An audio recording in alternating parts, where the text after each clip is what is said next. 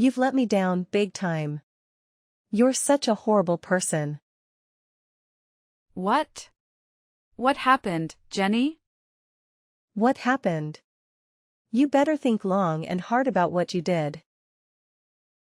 I never thought you'd be the kind of person to throw a child out in 10F weather. My grandchild is safe with me now. You should turn yourself in.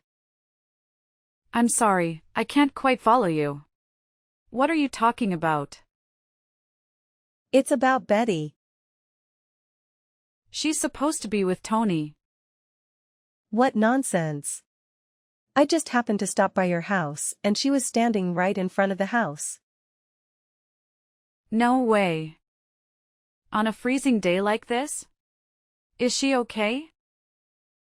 You've got some nerve, and you call yourself a mother?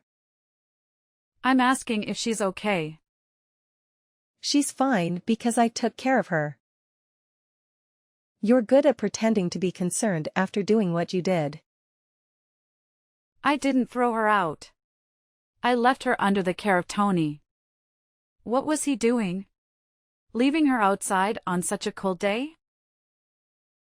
I called him, and he said he had a sudden business trip and he is in Boston now. What the? He didn't say a word to me about it. You didn't know? That's impossible. You leave your little daughter outside and then try to blame it on your husband. You're such an irresponsible mother. I can't leave my precious grandchild with you. Hold on. It really wasn't me. Then who else could it be? There's no one else but you. I'm actually in the hospital. Oh. I'm just getting some tests done and will be discharged tomorrow. I've been here for 3 days now, and I haven't left all day today. What's wrong with you? They found a slight issue with my stomach during a health checkup. So, as a precaution, I'm undergoing further tests. Oh, I didn't know. No one told me. It's my bad then. I totally misunderstood the situation. But it's strange, isn't it? Tony wouldn't schedule a business trip while I'm in the hospital. I've clearly tell him that I have to go check up in the hospital. It's improbable that he'd go away forgetting about it. That's true. It's fortunate that you happened to come by. Otherwise, who knows what would have happened to Betty. Anyway, I'm glad she's safe now. I'll keep her with me, so pick her up when you're discharged tomorrow. Okay. Thank you so much. I'm sorry for doubting you. No, it's fine. Thank you for saving her. I hope the tests come back clear. Thank you, I'll see you tomorrow. 1 hour later. Where are you? I'm in Boston for business. What's up? You left Betty alone and went on a business trip? Seriously? Huh? It's 10F in Cleveland. You went to work while leaving her outside on a day like this. Where is your brain? What are you talking about? Do you really think that I would do something like that? Don't play innocent. Your mom messaged me. She said Betty was left alone outside by the front door.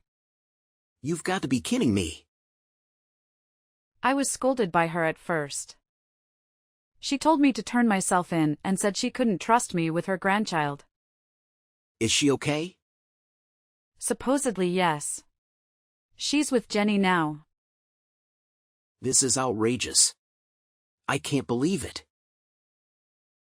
I know. What were you thinking? And you call yourself a father? I'm disappointed in you. No, it's not me. My mom is unbelievable. Huh? What do you mean? She saved Betty, you know?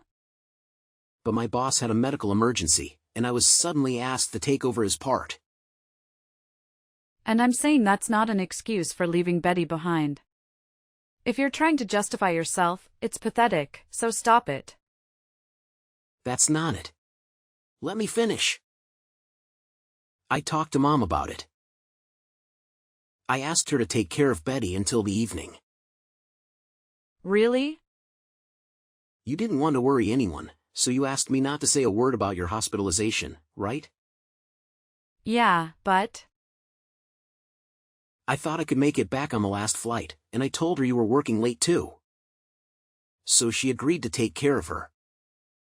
You could have mentioned it to her if it was an emergency. Well, I didn't want to. Why? I haven't told you this before, but when it comes to you, she can't stop complaining. What? She doesn't accept you as my wife. She meddles in Betty's matters too. If she found out that you weren't well, she'd start saying stuff like you can't even take care of yourself. I didn't want to hear all of that. I had no idea. Why doesn't she come to me directly? You know the kind of people. They won't say it to your face, but talk behind your back. She's that type, been like that for ages. Who knew? It's a bit shocking. It's just that if I'd told you, it would have only made you upset. And it was hard for me too. Sorry for keeping quiet. You looking out for me. Thanks. But using my work as an excuse to ask her for help might have upset her too. She doesn't really bring that up much. We do give her $500 every month, you know. It's thanks to you. I see. It's like making money, but not slacking off as a wife or mother. She's pretty tough, huh? Something like that. She doesn't seem to like that I help with housework and parenting either. I know she's old-fashioned. Anyway, going back to the point. Something isn't right because I left Betty with her, but she was found alone outside. Especially today with the news talking about this record-breaking cold wave. It's freezing even at midday. Leaving a small child outside on such a day is just not right. True. But if this was all to brand me as a bad mother, it does make sense. Oh, Jesus. My own mother would do something so awful. I'm really worried about Betty, so I'll cancel the remaining tests and go back home right away. You can't leave work yet, right? It looks like I won't make it home until tonight. But will the doctor allow you to leave? I think he'll understand if I explain the situation. I feel bad, but I'll reschedule the tests for another day. More importantly, if something happens to Betty, I'd regret it for all my life. You're right. I'm sorry too. I shouldn't have accepted the trip at a time like this. And I'm sorry for doubting you. I should know better than anyone that you're not the type of person to do something like this. It's my mom who's in the wrong. I can't believe things turned out like this. I need to hurry. I'll let you know how it goes. All right. Later that night. Are you okay to be discharged earlier? You didn't have to trouble yourself to rush back just for tonight. I could have taken care of Betty, you know. You could have finished your tests with peace of mind. I can't trust someone like you with my precious daughter. Why are you talking to me like that? Is that how you talk to the person who saved your child's life? Yeah, right. I hear you're talking bad about me behind my back. Tony told me. What are you turning me into a bad guy here?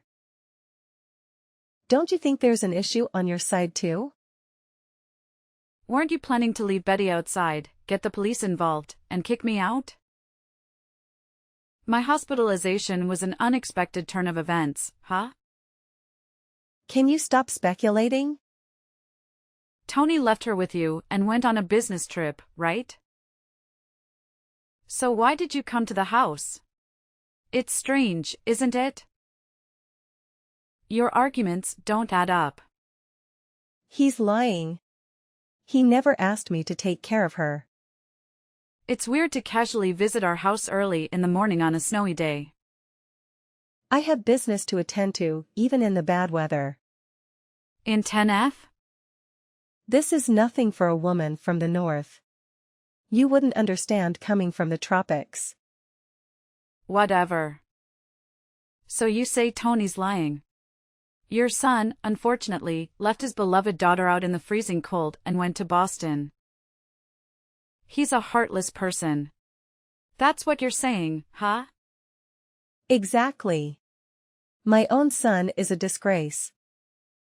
Due to his job, he has an app that automatically records all phone calls. And? He says there's a recorded conversation with you early in the morning. But are you still going to deny it? I'm getting old. I have no memory of making such a call. If you have evidence, let's hear it. I sure do. It's about time you admit it. Yeah, I agree. So, Tony? What are you talking about? That conversation was scripted with Nancy. It was a quick improvisation, but it turned out realistic, didn't it? You're quick-witted, Jenny. What's the point of all this? It makes no sense at all. I wanted to see how you'd react. But you just stayed quiet and followed the argument between us. You couldn't say anything because you knew you'd expose yourself if you did, right? Expose what? I couldn't believe it when you told me that Jenny was talking bad about me. She's always been so kind and cared about both Betty and me. But I also wanted to believe you. I struggled a lot with who to believe. Of course, it should be me, right? I'm your husband. Your hardworking husband is more worthy of trust than your mother-in-law, who only complains about you, right? That's true. Assuming you're really an honest, hardworking husband. So, first I decided to confirm whether your business trip was real. Why? You got the job through connections from your late father, right? I still send Christmas cards to the CEO, so we're still in touch. Seriously? I was told there was no employee who was out on medical emergency today. And there were no plans for a business trip to Boston. Darn it. I can't believe I'm busted so easily. So you're still in Cleveland, right? Where exactly are you now? I'm at a cafe. I just wanted some time alone. It's only been 2 days, but taking care of Betty turned out to be more challenging than I thought, and I was getting frustrated. Like this morning, she refused to listen to me. She didn't want to go to the aquarium and kept asking for ice cream. She was being so demanding, so I thought I'd let her cool off outside for a bit and reflect. And then? Even though you knew it was a record-breaking cold wave, you left her outside and ran away, right? I wasn't planning to stay out for a long time. But when I came back after about 30 minutes, she was gone, not at home or anywhere. I panicked and started searching for her. Then I received your message saying that Mom took her back in with her. Your story is making no sense. The first person who called you was supposed to be Jenny, right? That's when you lied about going to Boston. Oh, did I? I don't remember the details. But why did you try to frame her? If you admitted the guilt and apologized right then, all this trouble could have been avoided. But if I said I left Betty outside, you would have gone berserk. Of course. So I felt bad, but I had Mom take the blame. I would never do something like that to my grandchild. My bad. I've been pretending to be a hands-on dad, but the truth is, I can't handle her at all. Dealing with her just frustrates me. But you seem to be doting on your other child quite a bit. I heard that company phones have GPS to track location. So I urgently hired a detective to keep an eye on you. You're kidding. You were carrying a boy around 3-year-old on your shoulders and taking a walk in the cold. You seemed pretty happy. That's not. I became certain after seeing the photo. You wanted to get rid of Betty because she was in your way, right? You intentionally left her out in the cold and wanted to see what happened.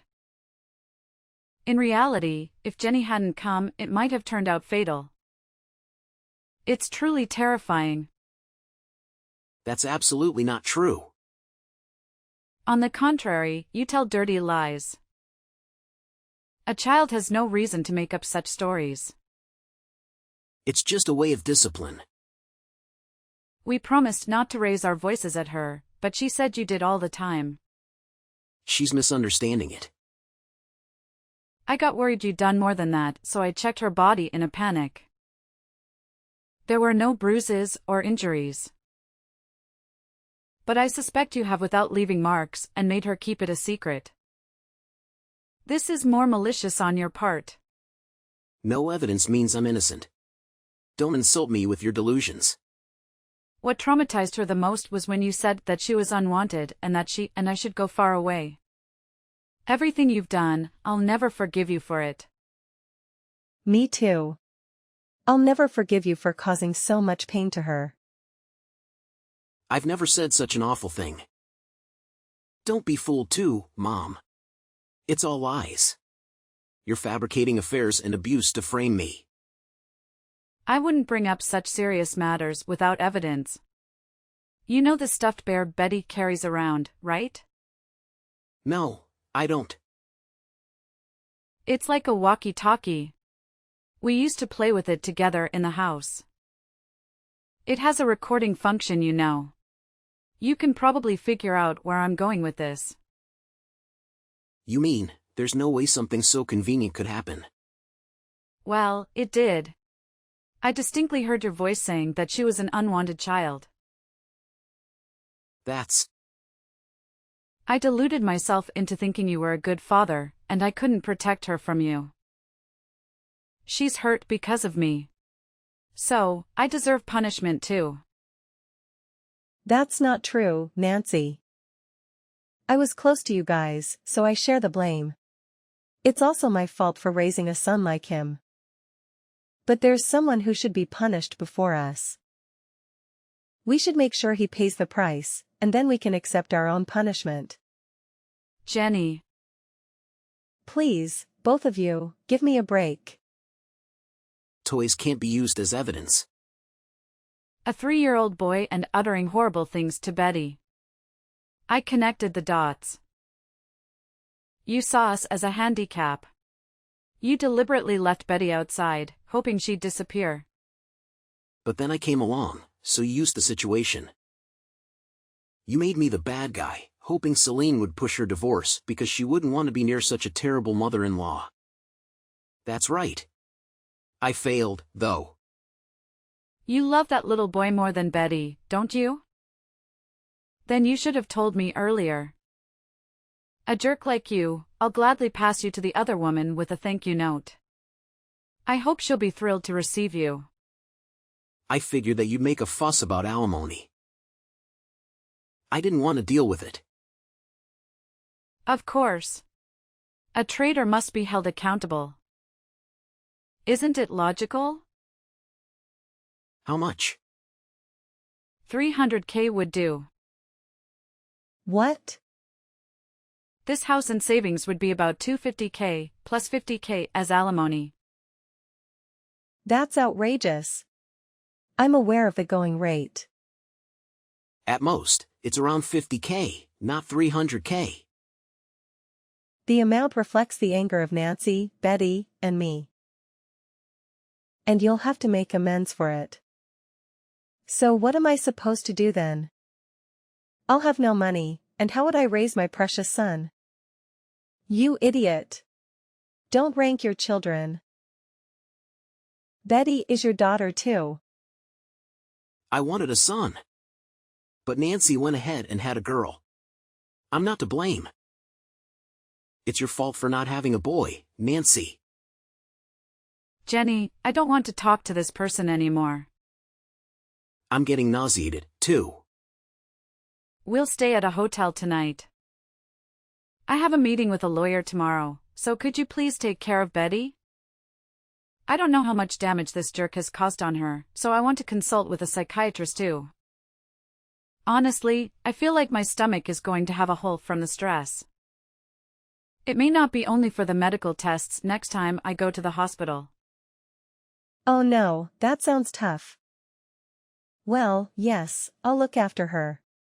I can even accompany you. Thank you. Rest well. Yes, I'll hold Betty close in bed. Good night. Okay. A few moments later. Seriously? You're still hanging around like a persistent mosquito? I thought I made it clear that I want nothing to do with you. So, do me a favor and disappear already, will ya? Wow, Mom, you really know how to twist the knife. You know, it's funny how you can turn your back on your own flesh and blood so easily. I thought being your precious son would count for something, but I guess I was wrong. Let's get something straight, Tony. You are not, and never will be, my son. And don't think for a second that I won't report all of your shady activities to your boss. I mean, come on, you're practically a walking, talking criminal. They'll probably fire you faster than you can say handover. Why does it have to come to this, Mom? Can't we just talk things out like a normal family? I don't want things to end like this. Talk things out? With you? That's a laugh. You've made your bed, Tony, and now you have to lie in it. You're so pathetic that I can't even summon a single tear for you. Please, Mom, I'm begging you. I know I've messed up, but I need you on my side. I need someone who believes in me, even when I don't believe in myself. Can't you find it in your heart to stay by my side? You really don't get it, do you? I've spent years trying to believe in you, trying to see the good in you. But you've let me down time and time again. It's hard to keep standing by someone who constantly disappoints. But hey, if you want my advice, clean up your act and maybe, just maybe, you'll find someone who's willing to stick around. But as for me, I'm done. Goodbye, Tony.